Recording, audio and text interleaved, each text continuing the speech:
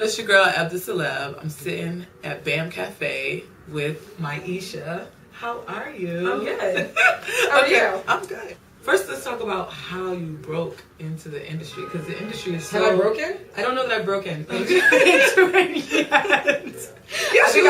think I'm still breaking. Well, you're Grammy nominated. Like, people know your name now. And you know what? Like, no, that is an amazing thing. Although I always jokingly refer to myself as a Grammy nominated unknown artist or a Grammy nominated underground artist, because you know the Grammy nomination is amazing, and actually I would say more amazing than actually the nomination is being part of that community, because like, you know, it does, once you have that nomination or you're a Grammy member, you do kind of have access to the entire association of people. That's like incredible. So I've gotten to do some really great things like with kids and with the Grammy Association I'm really proud of.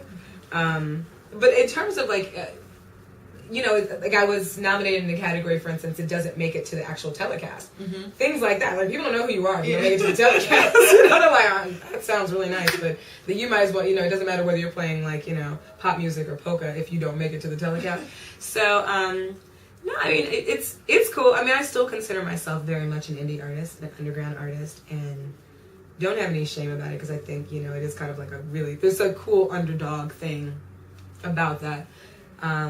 But yeah, I think I'm still breaking. I'm breaking. Music was always your first love, but you broke out and did modeling for a while. Yeah, for like 10 years. I still do. I still do. Hey, you know, I gotta be honest. A lot of times modeling pays better than being an indie artist. Let's be perfectly honest. You know, modeling has been amazing for me. It was one of those things. You know, I came out of college and I was teaching school. Not being able to like make my rent or my student loan payments, and somebody was like, yo, you know, why don't you go do this? And it happened to be a good timing for me to do that, and it's been an amazing industry to be part of, especially because I've been part of like the full-figured industry, which you know, although most people don't really like in life consider me full-figured, it's been amazing to represent this particular demographic, because it is so overlooked, and it's also your average woman, you know. So it wasn't exactly the route I had planned for myself, but I would not have been able to make my album if I hadn't been modeling, and I'm still incredibly grateful to the industry and still very connected to the industry. It gave me a lot of opportunities to talk to people about body image. It gave me a lot of insight into my own body image issues. So yeah, I mean, it was really cool. Actually, this little detour that I took. No, when you talk about body image, you lost a lot of weight. I did. Like right before like all this album stuff came out. Yes and no. Yeah, I mean, was the driving force for you? Were you, I guess, like, was I motivated by the industry, like to like we're pressured that like I have to lose some weight in order to like make it? Well, you know, I mean, I'm an indie artist, and there was never a point at which anybody said to me, you know, you have to lose weight. Definitely in the process of that 8-year period when we were like shopping deals and like, you know, because my album really started as a series of demos. It wasn't like a full, like it wasn't, you know, people are always referring to my album as eclectic, and I say, well, that's because it took 8 years to make it. So like those songs span an 8-year period of my life, you know. But no, it wasn't, it happened to coincide, and you know, I have no regrets that it coincided that way. But no, it wasn't like, oh, I'm going to make an album and now I'm going to lose a bunch of weight. I'd actually started that process before, and I actually didn't know I was going to lose as much weight as I did. I ended up losing like something like 60 pounds. When I started out, I really just wanted to get healthy. I dealt with an eating disorder like most of my life. Okay. I was a binge eater. I never was a purger, but I was a binge eater. And so it was really, for me, I just wanted to like put myself into some therapy and like learn how to eat correctly and learn how to like try to manage my emotions, you know, which is always an ongoing thing, you know, because like, certainly the music industry will give you plenty of reasons to like, you know, but it definitely gave you some tools to like kind of rein that in, like, you know, take it in hand.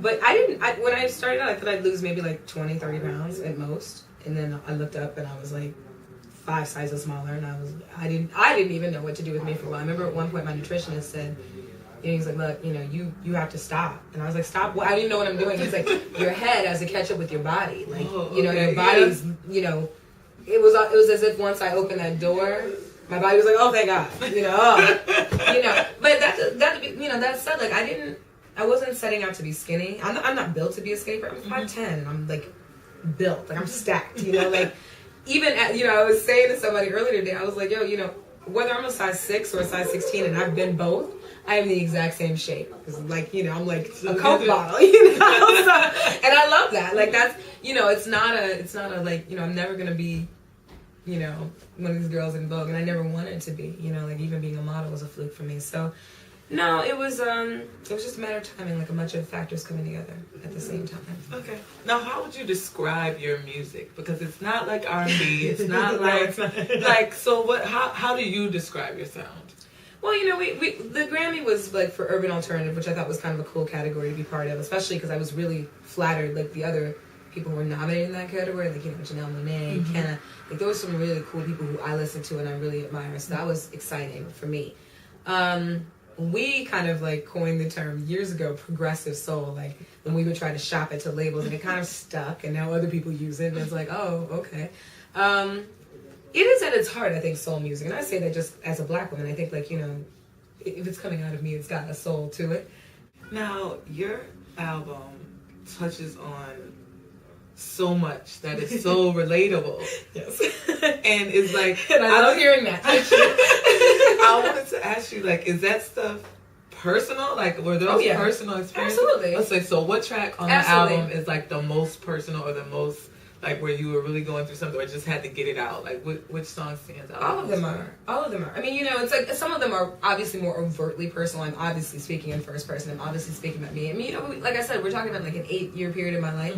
And for me, that was mainly like that period of like 20 to about like 27, 28. Like that's a really transitional period, I think, in most people's lives, you know? And so for me, it was like trying to... So what the album actually, I think captures is like these pockets, these moments in time. Like, you know, you wrote some really great stuff about it. And I thought you hit on some themes that I was like, thank you, I'm glad somebody got that. No, like, you know, like that, you know, wanting to believe in love, but being really afraid of what that means, and being afraid to believe in it because you know that it doesn't really happen like that for most people. Or, you know, I remember a period in my life, you know, I must have been about like 25, and I was like, I had my band, and, you know, we were showcasing, and I was literally watching people in my band fall in love with each other. And I was like, stuff like that never happens to me. And that's how I wrote Alchemy. Alchemy was written about watching my band members, like watching my guitarist hook up with one of my backup singers, and watching another backup singer hook up with my bassist. And, like, you know, I mean, like, these really, like, sustainable, like, we're going to live together and, like, maybe get married. Like, you know, like, and I'm sitting there like, well... What about me? What about like, can I have some? You know, you know, and then, you know, obviously there's a paradox that comes into, like, on one hand, trying to be part of the music industry, but, like, not really being an industry person, you know, and I always kind of toe that line. Like, I love to socialize, and I love to meet people and all that kind of stuff, but at the end of the day, what I really love to do is make music, and I'm often told that I don't play the game enough, and I don't, you know, and I'm not even saying that in some sort of, like, proud way. It's just very difficult for me, you know. It's like, it took me such a long time to be able to make music and have people listen to it, that it's really difficult for me to, like, do the social graces thing, like the you know, like the song Celebrity. And that's exactly how Celebrity was written. I was kind of like, well, there's all these people who are famous for doing nothing. Nothing, you know, and that's so not me, you know. I'm not even sure, like, half the time I'm not even sure I want to be famous per se, you know. Like, do I want to be respected? Absolutely. Do I want to be known? Yes. Do I still want to be able to get on my Twitter page and, like, you know, rant about whatever I feel like talking about that day? Yes. Do I want paparazzi to be sitting in my house when I leave? No. You know? So if there's a fine line there, but like Celebrity is written about that. Like, you know, you have, like, on one hand you have to play the game, but on the other hand it's like, oh, the game, oh, you know. So it comes from everywhere, but it is all personal. Somebody asked me once in an interview, like, you know, well, you seem to have all these characters on your album. Which one of those most do you? And I was like, well, they're all me. Like, you know, I'm not sure if you can call them characters. You might call them personalities, which might mean I have a problem. But yeah, no, they're all me, and they're all me at different moments of my life. And, you know, some of them I still really relate to. Some of them, that moment has passed for me. But I mean, I'm okay with revisiting it when I sing the songs. But it's me.